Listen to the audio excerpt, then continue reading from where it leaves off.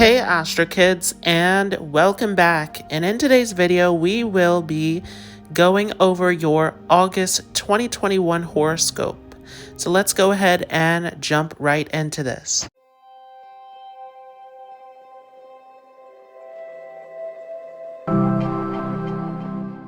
So on the screen here, I have the transits of August 2021. And as you can see here, we will start off on the 1st of August with the moon position here in the sign of Aries.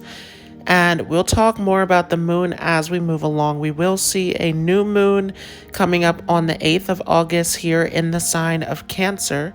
And we will also see a full moon coming up on the 21st of August, falling in the sign of Aquarius. Now, along with that, we are continuing to see this transit of Rahu in Taurus. Of course, we won't see that come to a close until 2022. This is a huge karmic focus centered around our security, centered around our comfort, our values, with Rahu pushing us towards this Taurus energy. On the opposite side of that, of course, we see Ketu in Scorpio, where there's a lot of internal transformation, a lot of spiritual cleansing and work to do there. And we talked a lot about that with that lunar eclipse that took place in May. We are leading up to another eclipse season, of course, as we are bringing things to a close, moving closer to the month of November. Now, also, we will start off this month of August with Mercury and the Sun positioned there in the sign of Cancer. These both will push forward into the sign of Leo here in the month of August. We'll talk more about that coming up. Of course, the Sun moving into Leo is a huge factor as the Sun feels most at home in the sign of Leo. This is a big shift moving us into a direction of taking charge of our soul's destiny, of our purpose. We will also see this month starting off with Mars and Venus together in the sign of Leo. Now we will see Venus push forward into Virgo, and this will be very important as we do find Venus in its position of debilitation as it starts to shift here into the sign of Virgo. So we'll talk more about that moving forward. Venus, of course, being all about beauty, peace, harmony, love. And as it comes into the sign of Virgo, it has to face the harshness, the reality of life. And so there's a lot of energy that is shifting and changing as Venus comes into this zone of debilitation. Now, we will also see Saturn that is taking place here in Capricorn. And for those of you who follow those extra planets, we will also see Pluto that'll be here in the sign of Capricorn as well. And so there's a lot of focus that is happening on reality, on our responsibilities, our duties, our routine, especially as Saturn is in its own sign of Capricorn.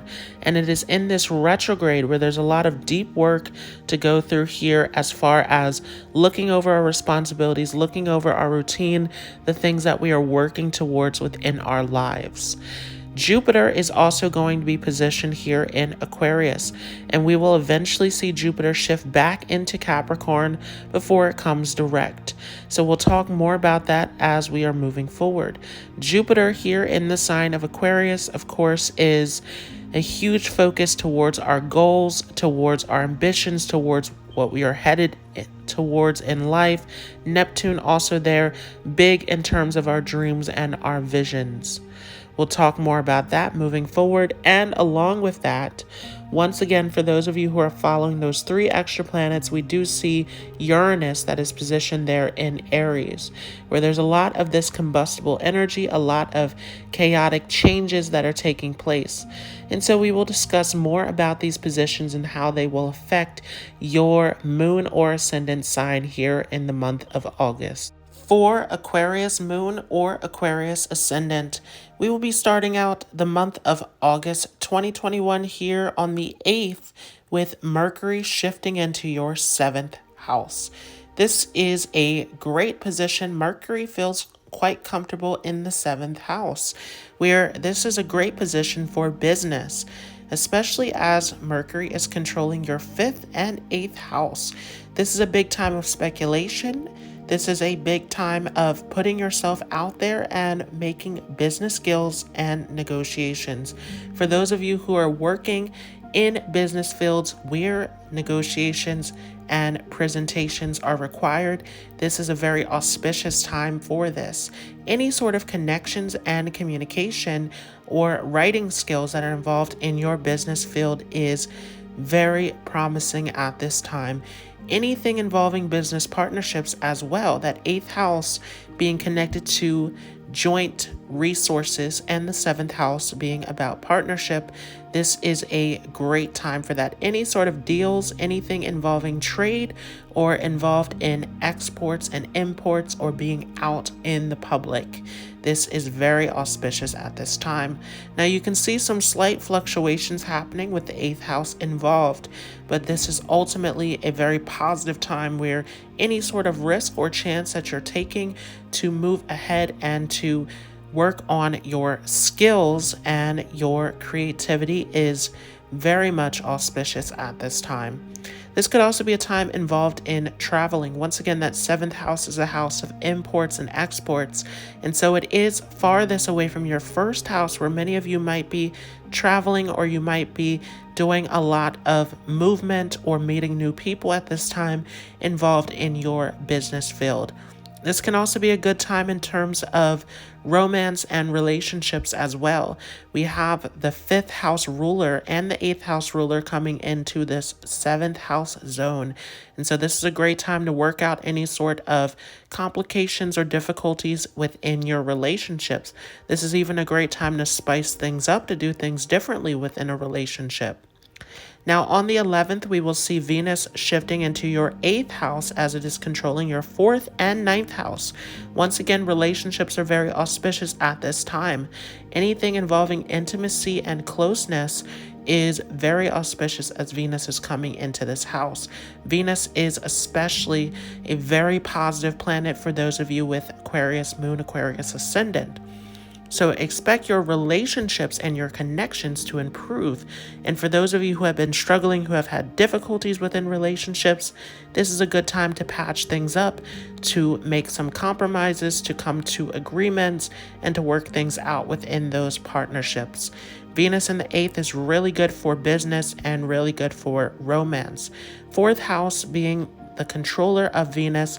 Also, this may be a time of rearranging things within your home, of selling things within the home, or even receiving resources through your family. There may be something involved in an inheritance or in some sort of shared resource or support from a loved one at this time. This can also be a time where you are supporting and managing things within your home. And along with this is a great time for your studies. Those who are in education right now, this is a great time for exploring, learning, research, anything where you are going deeper into these more complex subjects is very auspicious as this is controlling your 9th house of higher education. We also have the sun, which is coming into your 7th house. Now, the sun is a little bit of a difficult planet for those of you with Aquarius moon, Aquarius ascendant, as this is controlling a Marca house on its own. The sun is coming into its own sign of Leo here in your 7th house. And so this is a very complex situation here. For those of you who have the confidence to assert yourself, to put yourself out there in terms of your business, in terms of taking on deals and negotiations and making things happen within your career, this can be very successful, where you can be seen as a leader, where you can shine in this area.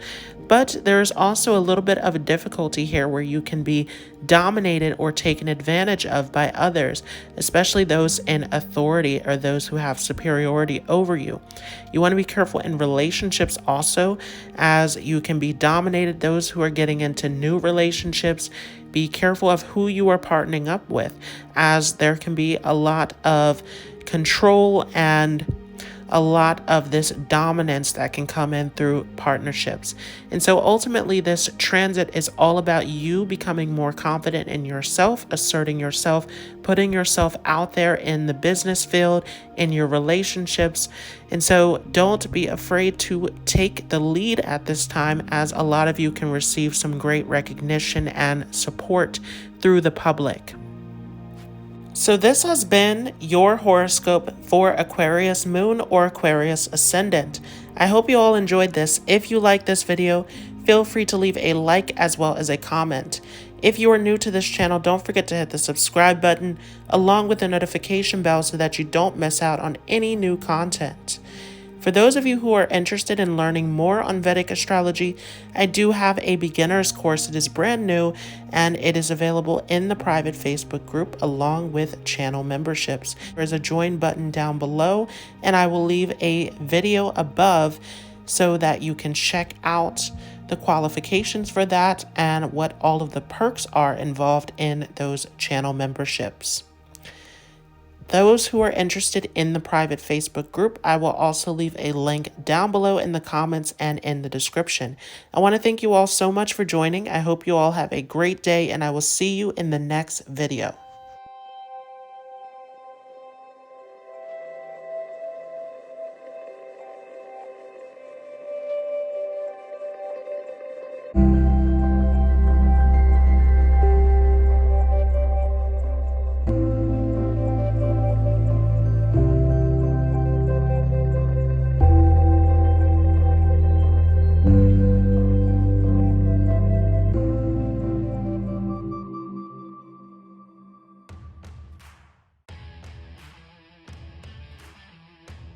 The card for Aquarius Moon or Aquarius Ascendant is Rahu.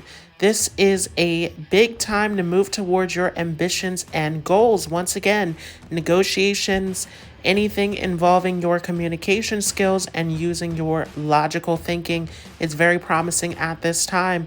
Rahu giving this very clever and strategic energy here and being your chart ruler. This is very much a strong time to move towards your goals and achievements.